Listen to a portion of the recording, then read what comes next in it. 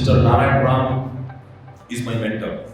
He played a crucial role guiding organizational transformation over several years. He has worked in big multinational companies. Who knows Sindhu very well? Put your hands up, okay? How many of you know Reshma? If you know Aditi? Okay, 1, 2, 3, 4, 5, okay, all right. Write what you are.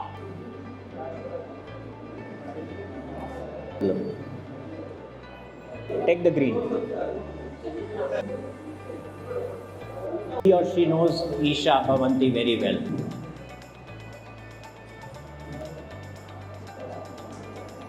And one of you call them something about Isha that people in the audience do not know, which is your secret.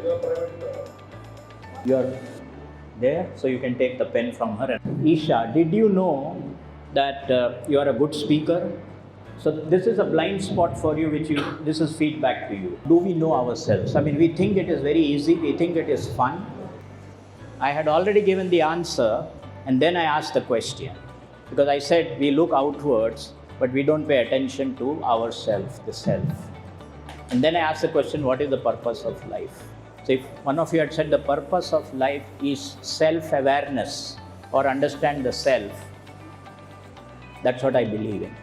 You may not agree because you all gave me different reasons.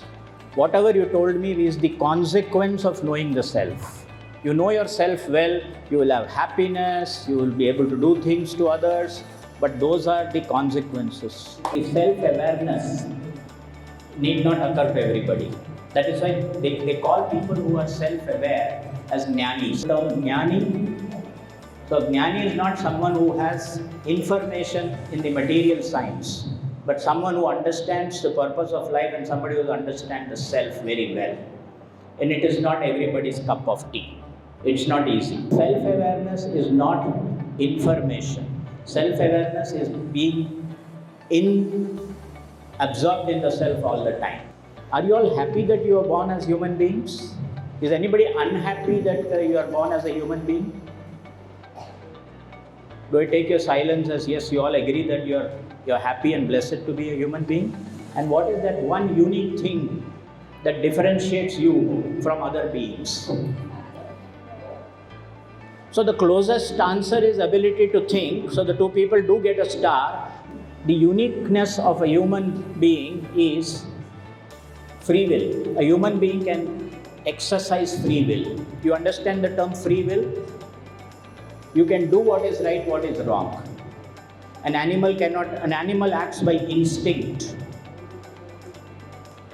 Even a mosquito, when it bites, it doesn't plan or it just bites because it is instinct. A tiger, when it attacks, is instinct. Animals are basically instinctive. Whereas as a human being, you have the opportunity to think and use your free will. How many of us actually use our free will? We are animalistic. Don't you use it as a manishana, as a mruga?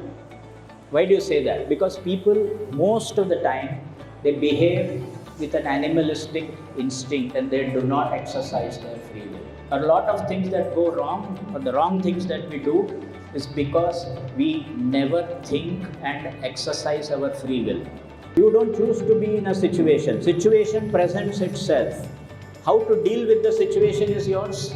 Okay, I'll put it this way. We often talk about, how many of you talk of fate? Vidhi. Tala vidhi, we talk about it, right? So we say that what I face in life is my fate. What you meet in life is your fate. How you meet what you meet in life is your free will, your choice. So when we talk of the self, there are actually 4 components. There is a public component which everybody knows. Then there is a private component which only you know. I know, others don't know. Agreed? There is that component to the self. Then there is a third component to the self which is a blind spot. Others know. I don't know.